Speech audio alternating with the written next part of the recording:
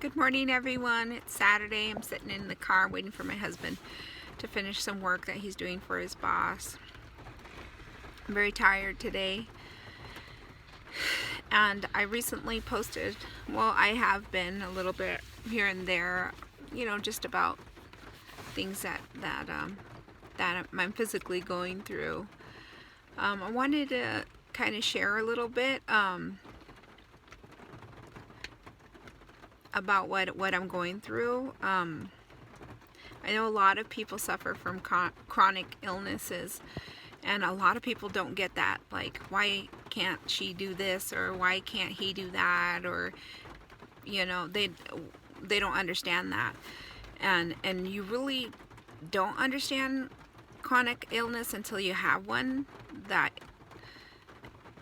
makes you think about what a lot of people are going through, and you kind of understand. You don't fully understand what they are going through, but you know how that feels, to have that just imposed in your life, and have one day you can, or 1 hour you can, and the next you can't. With me, it's a lot of things. I got chronic back pain from the CES that I have. That's the Cauda-Equina syndrome. And I got that after, in 2009, lost my L5, L4, L3, and some of my S1 nerves. So people, some people don't really understand that part. They think it's just my legs or it's just my back, and no, it's my whole body. It's my nerves. I lost my feeling from my waist down. I have a feeling a little bit in my legs, and I have really bad arthritis and degeneration in my spine, and it's curved, and some of the discs are herniated again, and the loss of muscle in the back of my thighs that sometimes just gives out and I fall. Bilateral foot drop, and that's from the CES part of my chronic illness, whenever that wants to hit, or the pain, or the nerve pain and stuff. And so I take that as it comes. What I've been dealing with is a lot of pain in my stomach, and I didn't understand what that was, and a few years ago, 2018 or late 2018, I can't remember, I had a gallbladder removed because I was having a lot of gallbladder pain, and I had stones in there. So I had that taken out, and I thought I would never feel that pain again.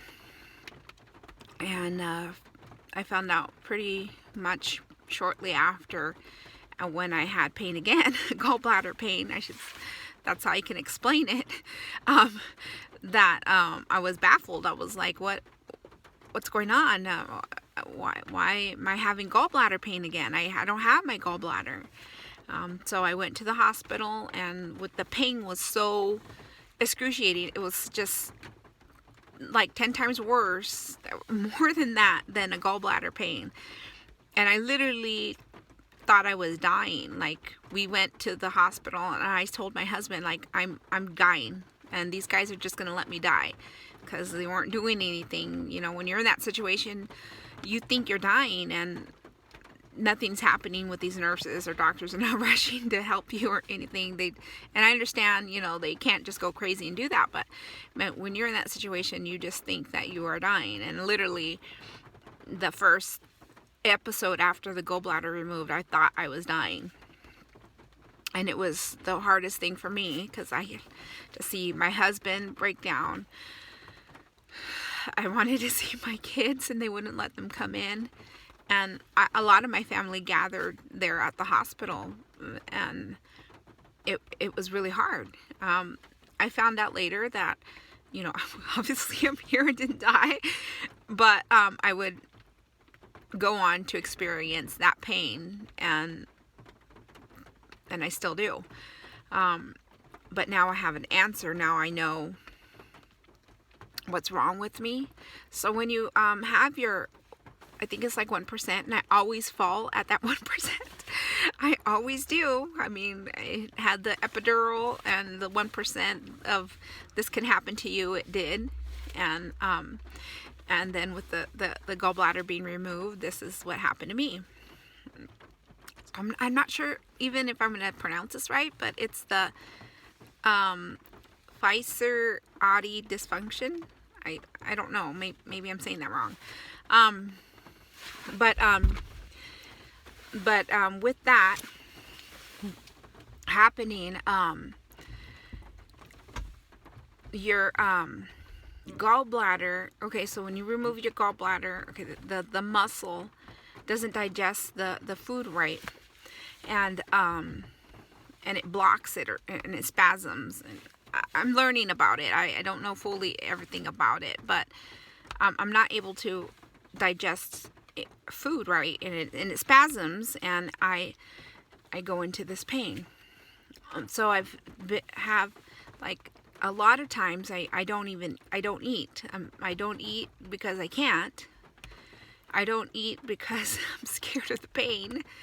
And when I do eat, I know that either I'm going to get the pain and I have to deal with that, or it might not come at all. And this pain is I can't drink pain medication because it spasms the muscle more. And so I have to like literally dwell in it. I have to just let it run its course. And it's the most horriblest thing, because literally my husband just sits there, and I mean, he prays for me, and he tries to help me, like, just pushing pressure. I mean, all these inventions that we do to try to make the thing go faster. My older daughter has had to like do the same thing. She's like, what do I do? And my mom, and it's just like it hits whenever it wants to. So like even if like I drink something that it'll come. I could be driving and it'll come. I could just be good one minute, and then the next I'm in this pain. And it has taken over my life this last few months, more often coming, more painful. And I do have my medication that helps me with the spasms. If I get it in, it'll tone it down a little bit. But otherwise, I'm going through this. And so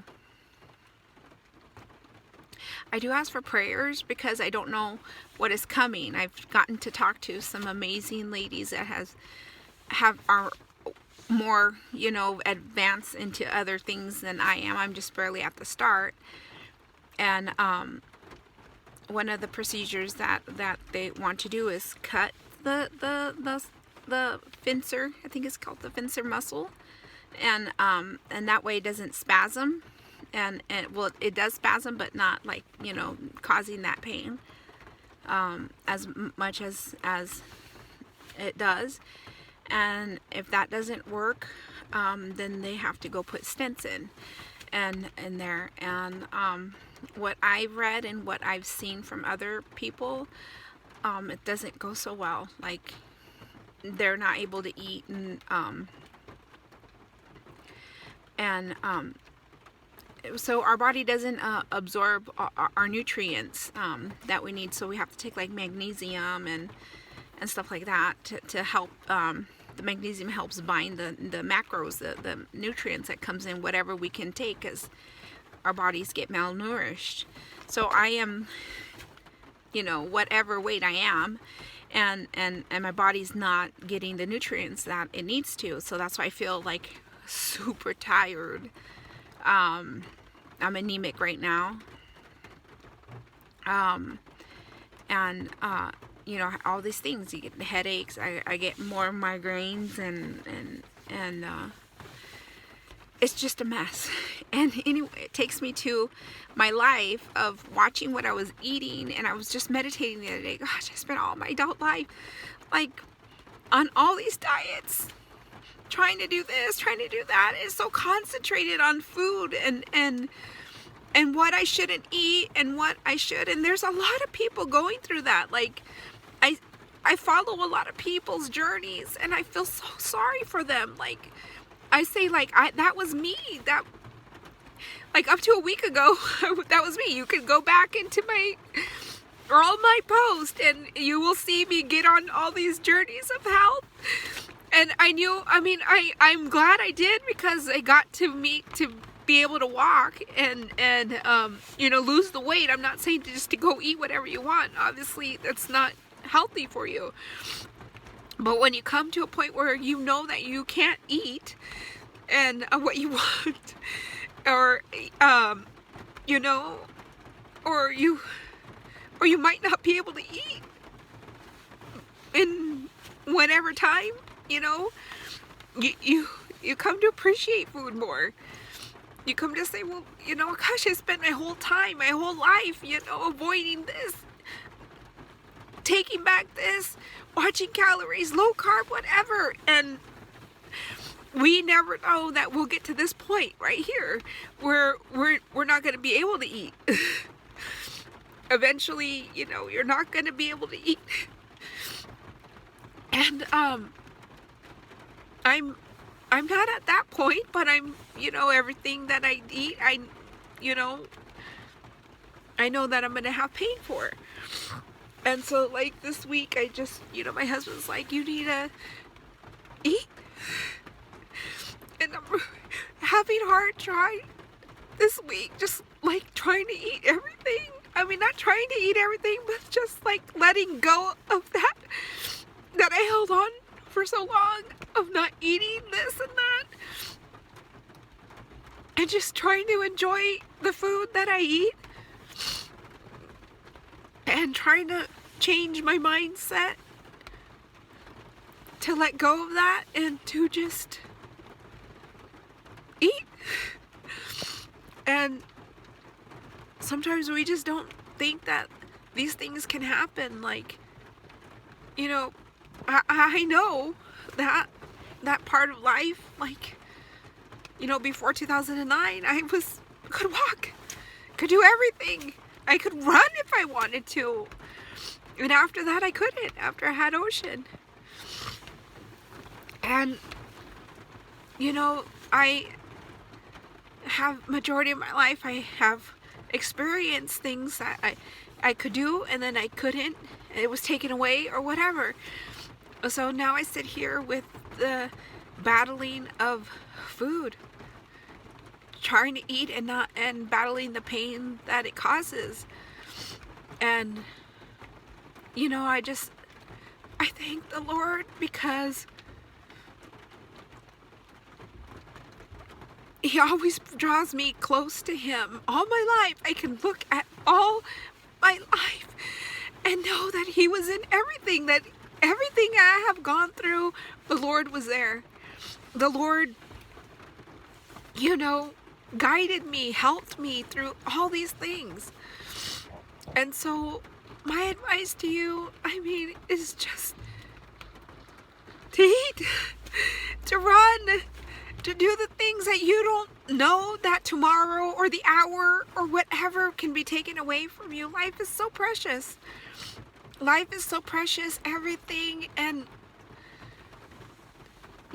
sometimes we get caught up in all this chaos, all this mess, all of what everybody else is doing, and we have to step back. Or the Lord brings us back and says, hey, concentrate on what you need to do. And I just wanted to share, that no matter what we go through, no matter what I go through, no matter what you go through, that the Lord is always there. Know that He is there. And through everything, He is in the storm. He is the storm. He creates it. And we just have to trust and have that faith. Like Peter did coming out of that boat. The Lord called him out of the boat. He came out of the boat. He just looked at the storm and got sidetracked. And let us not get sidetracked of all the chaos that happens physically, mentally, emotionally, everything. Don't get caught up on that, and just keep your eyes on the Lord. And I ask for prayer I want to say for me, but not really. Just for my family, for my husband, for my children. They have to see me go through these pains. I'm driving and I have to stop. I'm happy one minute and I'm in pain. And there's nothing I don't want to be. I want to shield them from that so they don't see me that way. So I ask for prayer for them. You know, they're very strong kids, you know, they see me go through so much, and I just ask prayer for them and ask prayer for my husband, because nothing is in his hands, it's in God's hands. And I see his helplessness. He just wants to take the pain away from me. I cry for him. I cry for him because I feel really bad for him. So have compassion on those that are suffering chronic illnesses. You don't know what they go through, their husband or the wife or their children go through. You know, when they say they can't, they can't. They can't. They miss out on things.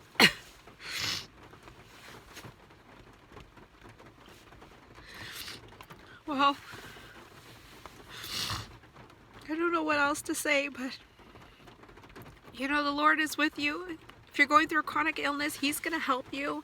Just hold on to Him. Hold on to Him and know that, you know, we're not called to just live life easy and free. And some people do never get sick and never suffer throughout their life, and that's them. But it's not like that for everybody. And just hold on to God's hands, and He's going to help you through this journey, whatever it is. And eat. Eat tacos, pizza, whatever you want. Eat it. Just eat and take care of yourself, you know, your way. Don't go doing the things that other people are doing. And, you know, just love life. Love life, love your family, love your children, love your husband, love your mom, love your dad, and just help them. Help them, because it gets tiring. It does, it gets tiring. Like, you know, sometimes you say, oh, you shouldn't eat that, Dad, you shouldn't eat that, Mom, you shouldn't. Leave them alone. They know. They know it. They know they're not supposed to. Just help them. Help them pray for them and help them. Just love them. Just love them. God bless you.